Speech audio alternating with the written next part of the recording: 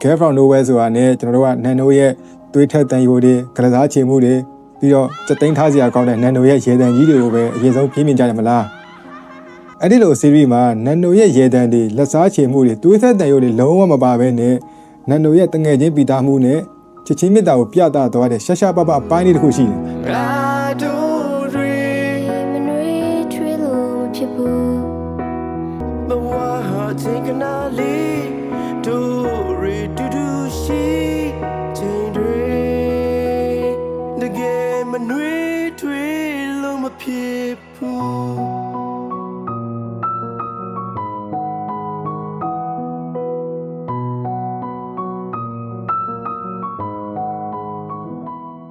Episode 8 Love and Found ဆိုတဲ့အပိုင်းလေးပါမြန်မာလိုဆိုရင်တော့ပျောက်ဆုံးခြင်းနဲ့ရှာဖွေတွေ့ရှိခြင်းပေါ့အဲ့ဒီအပိုင်းလေးကနန်နိုခစ်တီရဲ့အမူအရာလေးတွေအရင်လဲချစ်စရာကောင်းတယ်အခုချိန်ပြန်ကြည့်လိုက်တိုင်းလဲရင်ထဲမှာနှွေးထွေးသလိုခံစားရပြီးတော့ကိုယ့်ရဲ့ကျောင်းသားဘဝကစိုးခဲ့တဲ့အမှတ်တရလေးတွေကိုလည်းပြန်ပြီးတော့သတိရမိတဲ့ episode လေးဇလန်ကတော့ TK ဆိုတဲ့ကောင်လေးတစ်ယောက်ကနေစတယ်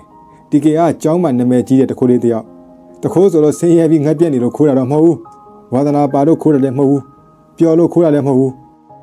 ပျော်လို့ခိုးတာမဟုတ်ဘူးဆိုပေမဲ့လည်းအပျော်ခိုးတာလို့တော့ပြောချင်ပြောလို့ရတယ်သူ့အဖေကတော့တော်တော်လေးချမ်းသာတဲ့စီးပွားရေးသမားကြီးတစ်ယောက်ဒါပေမဲ့သူ့အဖေကအမြဲတမ်းခီးတွေတော့အလုပ်ကိစ္စတွေလည်းပဲရှုပ်နေတော့ TK ကိုအချိန်မပေးနိုင်ဘူး TK နဲ့ပတ်သက်တာတွေအကုန်လုံးကိုသူ့တပည့်တစ်ယောက်ကိုပဲအကုန်တောင်းဝင်ပေးထားတယ်အဲ့ဒီလိုတွေခိုးတယ်ပြဿနာရေးရှာမှကျောင်းဝင်ကြီးရာသူ့အဖေကိုကျောင်းခေါ်တွေ့မှလေမင်းမိဘခေါ်ခဲ့ဆိုအဲ့လိုကြားမှသူ့ရဲ့အဖေကကျောင်းကိုလာမှာပေါ့အဲ့ဒီလိုတွင်းပြီးတော့သူကဒါကြီးလောက်တာဒါပေမဲ့သူ့အဖေကလုံးဝမလာဘူးသူ့အဖေရဲ့တပည့်ကပဲလာပြီးတော့ရှင်းပေးတယ်အဲ့ဒီလိုနဲ့အထီးကျန်ဆန်ပြီးတော့ကမောက်ကမဖြစ်နေတဲ့ TK ရဲ့ဘဝတွေကိုနန်နိုကရောက်လာပါတော့တယ်ထုံးစံတိုင်းပဲနန်နိုကကျောင်းတစ်ကိုပြောင်းလာတဲ့ကျောင်းတစ်တွေပေါ့สวัสดีค่ะนันโนะนะคะပုံမှန်ဆိုရင်နန်နိုက TK ကိုတခိုးဖြစ်တဲ့အတွက်သူကအပြစ်ပေးမှာဒါပေမဲ့ TK ကိုမြင်တဲ့အချိန်မှာတော့နန်နိုရဲ့အကြည့်တွေကတခြားအပိုင်းတွေနဲ့လုံးဝကိုမတူဘူးတခုခုကိုနားလည်သွားတဲ့အကြည့်မျိုးသူနဲ့တူညီတဲ့အထီးကျန်ဆန်မှုတစ်ခုကိုမြင်လိုက်ရလို့ကိုချင်းစာတဲ့အကြည့်မျိုးကိုနန်နိုရဲ့မျက်နှာမှာတွေ့လိုက်ရတယ်အဲ့နေရာကစပြီးတော့ဇလန်ရဲ့ငွေတက်ကကျွန်တော်တို့ကျောင်းသားဘဝကိုတတိယမိစီတော့တာပါပဲကျောင်းမှာတငယ်ချင်းတွေလှုပ်ချင်တာလှုပ်ခဲ့တာတွေဆရာမတွေမသိအောင်ကျောင်းနောက်ဆုံးတန်းမှာမုတ်ခိုးစားတာတွေကျောင်းပြေးပြီးခိန်းဆိုင်သွားခဲ့တာတွေအဲ့ဒီတုန်းကဘာရမဟုတ်ဆိုပြီးတော့လုံပြီးခဲ့တဲ့အမှားလေးကအခုချိန်မှာပြန်တွေးရင်တော့ဒါကလွမ်းစရာကောင်းတဲ့အခိုက်အတန့်လေးတွေဖြစ်ကျွန်တော်တို့ရဲ့ memory ထဲမှာအမြဲတမ်းရှင်တန်နေတဲ့အမှတ်တရလေးတွေဖြစ်သွားပြီပေါ့နော်ဆိုတော့ကျွန်တော်ဇလန်ကျောင်းအောင်ပြန်ဆက်ရမယ်ဆိုရင်နန်နိုနဲ့ TK ရဲ့တွဲဆုံမှုကလည်းအခုလိုစိုးသွမ်းမှုလေးတွေကနေပဲစတင်ခဲ့တာပါဆိုတော့ TK ခိုးတယ်လို့မျိုးနန်နိုကလည်းလိုက်ပြီးတော့ခိုးတယ်တယောက်ချင်းစီနဲ့ခိုးတယ်ပြီးတော့သူတို့နှစ်ယောက်ပေါင်းပြီးကျောင်းကကျောင်းသားတွေစီကရှိသမျှပစ္စည်းတွေအကုန်လိုက်ခိုးကြတယ်ဘယ်သူပိုခိုးနိုင်လဲဆိုပြီးတော့ပြိုင်ကြတယ်ဒါပေမဲ့နန်နိုကတော့အမြဲတမ်းပိုခိုးနိုင်တယ်ပေါ့နှစ်ယောက်လုံးပျော်ပျော်ကြီးလှုပ်ချင်တာလှုပ်နေကြတဲ့အဲ့ဒီအခိုက်အတန့်လေးအဲ့ဒီအခန်းကိုကြည့်နေရင်းနဲ့ပြုံးစရာကောင်းသလိုသူတို့နှစ်ယောက်ကြားကနီးစက်လာတဲ့တရောစင်ကိုလည်းတဖြည်းဖြည်းချင်းခံစားလာရတယ်ကျောင်းရဲ့ root မှာထိုင်ပြီးစကားပြောကြတဲ့အခန်းလေးဆိုရင်တကယ်ကိုနှွေးထွေးမှုယုံကြည်မှုတွေအများကြီးခံစားရတယ်။ကဘာကြီးတစ်ခုထဲမှာသူတို့နှစ်ယောက်တည်းရှိတော့လို့ပါပဲ။နန်နိုက TK ရဲ့နာကျင်မှုတွေကိုနားလည်ပေးနိုင်တဲ့တူသေးတော့ကျောင်းသူတစ်ယောက်ဖြစ်လာသလို TK အတွက်လည်းနန်နိုကတကယ်တကယ်ချင်းကောင်းချစ်သူတစ်ယောက်လိုမျိုးဖြစ်လာခဲ့တာပါ။ဒီလိုနဲ့နန်နိုက TK ကိုနင်းဖေးလောင်းအောင်လုပ်ပေးမယ်ဆိုပြီးတော့သူ့ရဲ့ master plan တစ်ခုကိုလုပ်ဖို့ idea ပေးခဲ့တယ်။အဲ့ဒါကကြတော့ကျောင်းရုံငန်းတွေကနေပတ်စံတွေခိုးမဲ့အစီအစဉ်ပေါ့။တကယ်တော့သူတို့နှစ်ယောက်လုံးကပတ်စံလို့ကျွန်တော်မဟုတ်ဘူး။ကျောင်းကပစ္စည်းတွေခိုးနေသမျှတော့သူ့အဖေရောက်လာတာမဟုတ်ဘူးအဲ့တော့နောက်ဆုံးအကြီးဆုံးဖြစ်တဲ့ကျောင်းဆရာကြီးအခန်းထဲပတ်စံတွေခိုးတယ်ဆိုရင်ဒီထက်ကြီးတဲ့အမှုကကျောင်းမှာမရှိတော့ဘူးအဲ့လိုအကြီးဆုံးအမှုကိုသူတို့လုပ်ကြမယ်အဲ့ဒီခါကျရင်ကျောင်းကြီးကဖုံးဆက်ပြီးတော့ခေါ်ရင်သူ့အဖေလာမယ်အဲ့ဒီ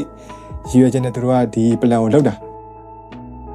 တကယ်ခိုးတဲ့ညကြတော့ TK ကဝင်ခိုးတယ်နန်နိုကအပြေကနေပြီးတော့ကြည်ပေးတယ်ဒါပေမဲ့ TK ခိုးနေတဲ့အချိန်မှာပဲကျောင်းကြီးနဲ့လုံခြုံရေးတွေရောက်လာတော့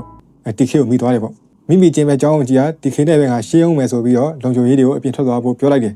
အဲ့ဒီအချိန်မှာပဲနန်နိုကလည်းရုံးခန်းလေးကိုရောက်လာတော့ TK ကနန်နိုကိုမင်းဘာလာလုပ်တာလဲပေါ့ဒီကိစ္စမင်းနဲ့မဆိုင်ဘူးဆိုပြီးတော့နန်နိုဘက်ကနေသူကကာပေးတယ်ကျောင်းဆရာကြီးကကြတော့သူ့ရဲ့ဖေကိုဖုံးဆက်ပြီးတော့ခေါ်ထားပြီးတာဖြစ်တဲ့အတွက်အဲ့ဒီမှာသူတို့ကစောင့်နေကြတယ်ဆိုတော့သူ့ဖေကရောက်မလာဘဲနဲ့ထုံးစံတိုင်းပဲသူ့တစ်ဖက်ပဲရောက်လာပြီးတော့ကျောင်းဆရာကြီးကိုချက်လက်မှတ်ထုတ်ပေးတယ်ဖြစ်တဲ့ပြဿနာတွေအတွက်ပတ်စံနဲ့ပဲလာရှင်းတဲ့သဘောပေါ့ဒီတော့ဖြစ်နေတာတော့သူ့ဖေကမလာရအကောင်းလားဆိုပြီးတော့ကျောင်းဆရာကြီးကိုပေးတဲ့ချက်လက်မှတ်ကိုဆွဲဖြဲပြီးတော့ကျောင်းဆရာကြီးကိုလည်းထထိုးပလိုက်တယ်ငါအေးတာပဲ အဲ့ဒီလိုမျိုးဆွဲထုတ်လိုက်တဲ့အခါမှာပဲလုံခြုံရေးတွေရဲတွေဝင်ချလာပြီးတော့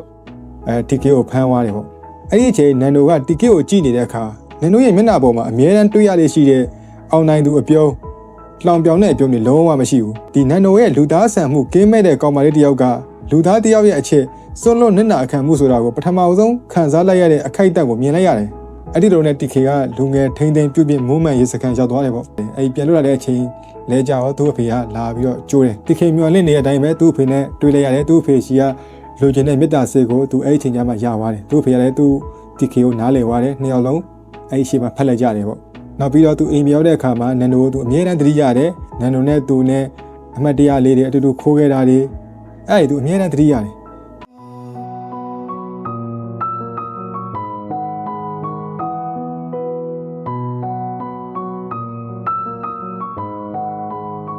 အဲ့ဒီလိုနဲ့နောက်ဆုံးတော့သူနဲ့နန်ဒိုပြန်ဆုံးတယ်ဒါပေမဲ့နန်ဒိုကတော့နေရာတစ်ခုမှာအကြာကြီးရှိမနေနေတာဖြစ်တဲ့အတွက်နန်ဒိုကတော့ထွက်သွားခဲ့ပါတယ်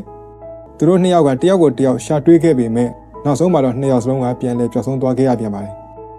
ဇလန်းလေးရဲ့အဆုံးသက်ကတော့ Love and Found ပျောက်ဆုံးခြင်းနဲ့ရှာဖွေခြင်းဆိုတဲ့ခေါင်းစဉ်နဲ့အရန်ကို live ဖက်လုံးပါတယ်စစ်ကြောတဲ့အရွယ်ကျောင်းသားဘွားဆိုတာကကြတော့ခဏလေးပါပဲအဲ့ဒီအချိန်တုန်းကတွေ့ခဲ့မှုတဲ့လူတွေဖြစ်ပျက်ခဲ့တဲ့အကြောင်းအရာတွေကအခုအချိန်မှာပြန်ရှာလို့မရနိုင်တော့တဲ့ Love and Found အခန်းရဲ့ပစ္စည်းဟောင်းလေးလိုဖြစ်နေပါပြီနန်ဒိုတော်မှနှလုံးသားထိခိုက်ခဲ့ရတဲ့ဒီ Love and Found အဖိုင်းလေးကအခုကြည့်နေတဲ့သူရောဘယ်လိုမျိုးခံစားချက်တွေပေးစွမ်းနိုင်ခဲ့လဲကိုယ့်ရဲ့ကျောင်းသားဘဝတုန်းကတော့ TK နဲ့နန်ဒိုလိုအမှတ်တရမျိုးရှိခဲ့ဘူးလားကွန်မန့်ပေါ်မှာဝင်ရောက်ဆွေးနွေးသွားဖို့ဖိတ်ခေါ်ချင်ပါတယ်